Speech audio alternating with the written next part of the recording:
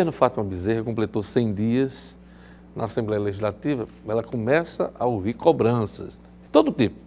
Há quem fale em inércia, gestão sem rumo, sem governabilidade. O deputado Kelps Lima, de Solidariedade, figura do grupo que cobra medidas mais duras para o ajuste fiscal. O deputado Kelps é o nosso convidado hoje. Boa tarde, deputado. Boa tarde, Diógenes. Boa tarde a todos os telespectadores da Band. Por que o senhor tem cobrado medidas mais duras do ajuste? As medidas que ela encaminhou para a votação na casa, que ainda estão em aberto, não foram suficientes? Não, Diógenes, você imagina o cidadão que está nos assistindo na Band hoje, que ele ganha R$2.000 por mês, a despesa dele fixa seja 3. Com o tempo ele vai ter uma dívida e vai estar devendo juros e vai estar numa situação desesperadora. O que é que ele tem que fazer? Uma redução drástica das despesas. O aumento de receita nunca é rápido. O cidadão comum pode tentar, vou vender uma cervejinha na frente do frasqueirão, na Arena das Dunas na final, ou vou botar meu carro à noite para ser um Uber. E eu preciso pagar o débito. Mesmo que eu tenha um patrimônio que eu gosto, que eu tenha um amor afetivo por ele, um sítio que eu herdei na minha cidade do interior do meu pai, eu vou vender o patrimônio para estancar a dívida e eu vou diminuir drasticamente a despesa, senão não saio do buraco. O que é que o governo fez até agora? A diminuição de despesa, com todo respeito ao governador, e eu lhe tenho muito respeito, é ridícula. Ela falou em 20 milhões por mês de contrato. Só a Previdência por mês gera um déficit de 120 milhões. Não cobre 20% de um mês do déficit da Previdência, a economia anual de contrato. A economia de combustível... Ela apontou 28 milhões. 28. Né? 28 milhões. De 120 por mês só de Previdência, só no governo dela já vai 360 milhões acumulado de déficit na Previdência. E ela não vendeu nada. A antecipação do royalties não é receita extraordinária, governadora, está equivocada. A receita extraordinária é aquela que você não conta com ela de jeito nenhum. Os royalties vêm todo mês. Os royalties não é extraordinário, ele é ordinário. Ela vai abrir mão de 12 milhões por mês até o fim do governo para receber 315. Para atenuar um débito de 1 bilhão com os servidores, que agora sofrerá reajuste porque os servidores ganharam... reajuste não, é atualização monetária, porque eles ganharam no STJ, no Supremo, que quando atrasa salário tem que ter a correção do atraso. O que são os 100 dias de governo?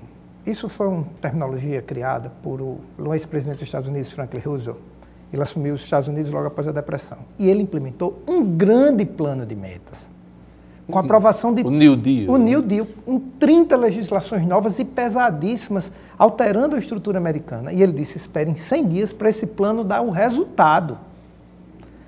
No Brasil, começou a se instituir assim, durante 100 dias você não faça crítica nenhuma. E a gente não precisa apresentar nada e fazer mudança. Está errado. Infelizmente, não foi apresentada nenhuma mudança estrutural. A situação do Estado é gravíssima e a gente não vê porta de saída. Tá. Fátima tem dito, mesmo nas entrevistas recorrentes, que herdou um quadro complicado dos governos anteriores e principalmente do governo Robson Faria, e que está se esforçando para encontrar receita extra para resolver os atrasados e tentar manter as contas em dias. E fala em corte de despesa, tudo. Quer dizer, nada que ela fez agora está dando resultado? Olha só, vamos lá. Ela recebeu de fato um Estado, ela ou qualquer um que fosse governador, calamitoso, e não tinha como ela em 100 dias botar salário em dia, consertar todas as estradas, todos os hospitais. Exigir isso da governadora é desleal, é desonesto. O que a gente pede é que ela plante algo que tenha um resultado robusto. Isso não foi feito. A crítica para a governadora, para os outros governos, é uma retórica fácil de desmanchar. Olhar para o retrovisor. Primeiro, não resolve. Primeiro, não resolve nada. Segundo, dos 4 últimos no governo, Fátima participou de 3. Os 2 de Vilma e o de Robson, que ela só saiu por causa de uma briga federal, mas ficou até mais da metade do governo. Só o de Rosalba que ela não participou. Então, ela participou destes governos que ela está criticando, apesar de que a crítica não resolve nada. Segundo, quais são as medidas para um rombo que ela admite que só no orçamento desse ano é de 1 bilhão e 800? A governadora optou por um caminho muito perigoso. Deixou o salário em dia do seu governo, não pagou um centavo de 1 bilhão de reais que tem atrasado do governo anterior, pegou os 3 primeiros meses que tem uma arrecadação alta, não pagou a maioria dos servidores e deixou só salário em dia e não alterou a conta receita e despesa. É muito difícil isso não dar errado. Eu torço para que a minha leitura de hoje esteja equivocada. Mas, numericamente, é muito fácil de desmanchar esses argumentos. O esforço dela de pagar os salários deste ano em dia não vale a pena? Imagina aí se ela deixasse de pagar ou não conseguisse pagar alguma dessas folhas. Como é que seria? Nós temos aí alguns riscos. Quais são? Primeiro, você tem um risco jurídico. Né? Existe uma ação judicial questionando isso, a governadora pode ser condenada. Ela tem uma liminar cassada que foi a seu favor. Ela não pode fazer pagamento fora da ordem cronológica. Ela está tratando os servidores de forma diferente. Os servidores cargos comissionados nomeados por Fátima estão recebendo o salário com 15 dias adiantado. O servidor que fez concurso público há 20 anos atrás tem servidor com 4 meses de folha atrasada. Ou os comissionados da época do Robson, que já deixaram até o governo. Robson foi um governador desastrado, mas atrasava o salário dele e dos servidores. Então, primeiro, ela tem um risco jurídico. Segundo, ela tem um risco político, que é o seguinte.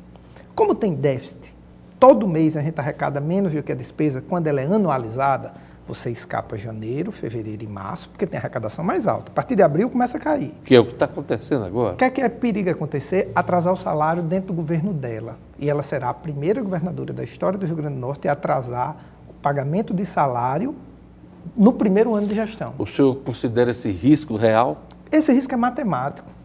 O que é que Fátima está apostando? Em medidas federais. Aprovação da reforma da Previdência Federal, para que aumente a alíquota daqui, já que ela se nega a apresentar a alíquota, o aumento de alíquota aqui, fica torcendo para que ocorra uma mudança federal, e a Câmara dos Deputados já há um movimento de deixar cada estado resolver a sua, inclusive em represália aos governadores do Nordeste, que estão operando contra a reforma, e está apostando na alteração da legislação da distribuição dos royalties de gás e petróleo. São coisas que o Estado não domina. Em vez de fazer a própria reforma da Previdência, uma nova relação com os poderes, acabar com o crescimento vegetativo da folha, existem medidas, vender a CAERN. Nessa ajuda federal soma-se o plano de equilíbrio fiscal em gestação na Secretaria do Tesouro, né? O tal do PEF, né? Não há nenhuma chance do governo federal mandar dinheiro para os estados se os estados não fizerem um ajuste fiscal.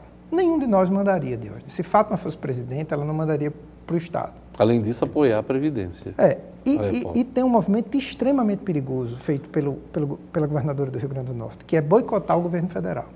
O que era o correto. Mas ela está boicotando? Ela não foi a posse do presidente, ela não foi a reunião que o presidente convidou com os governadores. Se eu sou governador do Rio Grande do Norte, o presidente da República poderia ser meu maior adversário ideológico. Eu ligava para ele e dizia, rapaz, eu preciso ter uma conversa com você, olho no olho. Eu sou governador do estado pobre, que está em situação difícil.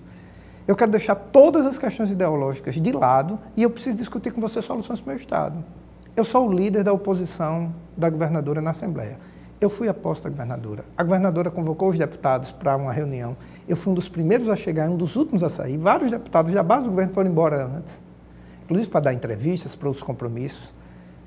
A governadora, 4 projetos foram votados na Assembleia. Eu não votei contra em nenhum dos projetos, porque... Calamidade, a antecipação dos royalties, teve entre outros. De ordem tributária. Por quê? Porque eu não sou irresponsável com o meu estado.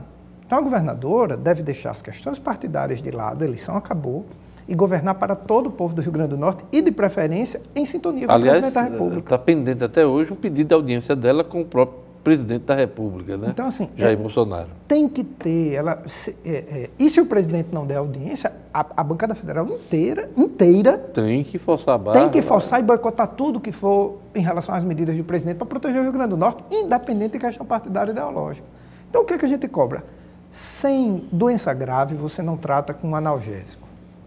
Doença grave, você não trata com analgésico. Infelizmente, tem que ter um remédio forte e com efeito colateral. A posição que eu estou hoje, não sou governo, era muito mais fácil eu estar propagando medidas demagógicas, não executáveis e cobrar da governadora o que não é possível. Eu prefiro me manter numa linha responsável e cobrar o que precisa ser feito. Tá, o senhor fala em medidas duras, de mais medidas de ajuste fiscal. Me cite algumas aí. Aumentava a alíquota de previdência de 11% para 14%. Isso agora, já. Já era para ter feito na primeira semana de governo. Aliás, alguns governadores do Nordeste que têm o viés de esquerda já fizeram isso, né? A governadora está esperando a reforma nacional e isso vir de forma obrigatória. O que mais? Segundo, realinhamento do repasse para os poderes e cada um pagar sua aposentadoria. A governadora perdeu o time. Aliás, o Lineu Linhares, do IPERN, já falou nisso, né? Cada um que cuide do seu aposentado. Mas a governadora perdeu o time na negociação, que era em janeiro, na eleição de presidente da Assembleia. Ela foi determinante para a vitória de Ezequiel. eu no lugar dela teria condicionado o apoio à aprovação em janeiro, em convocação extraordinária, destas medidas. O que mais, além da Previdência? Vendia Caerne. É bom vender a Caerne. O presidente da Caerne esteve aqui ontem, que isso está fora de cogitação. Certo. O Roberto Linhares. O salário do Roberto Linhares está em dia, vai pagar adiantado, porque a governadora paga adiantado o salário dos cargos comissionados então, dela. o senhor propõe também... Claro, com prazer não. É o exemplo aqui do cidadão que está endividado, está ganhando menos que recebe, que tem que vender um patrimônio que ele tem carinho. Além do que, isso pela dívida já valeria a pena vender a Caerne. Se a gente for olhar do campo de vista da administração da Caerne, aí não tem o que pensar. Hoje, a distribuição elétrica da Cosern é melhor ou pior do que quando ela era pública? Ter linha telefônica, eu e você, Diógenes, que já temos um pouquinho mais de 40 anos. Pouquinho. Só um pouquinho. Pouquinho. A telefonia é melhor ou é pior antes da privatização?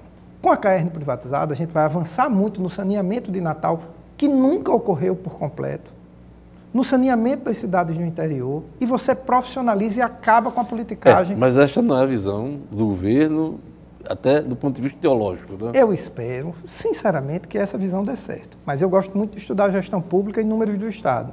Eu não consigo enxergar alternativas que não vão por esse caminho. E não vejo nada ser proposto com números robustos para acabar com o débito de R$1 bilhão com o servidor, R$1 bilhão de fornecedor e R$130 milhões no vermelho, todo mês aumentando essa conta. É isso aí. Eu queria agradecer a presença do deputado estadual Kelps Lima, estudioso de gestão pública aqui no Estado.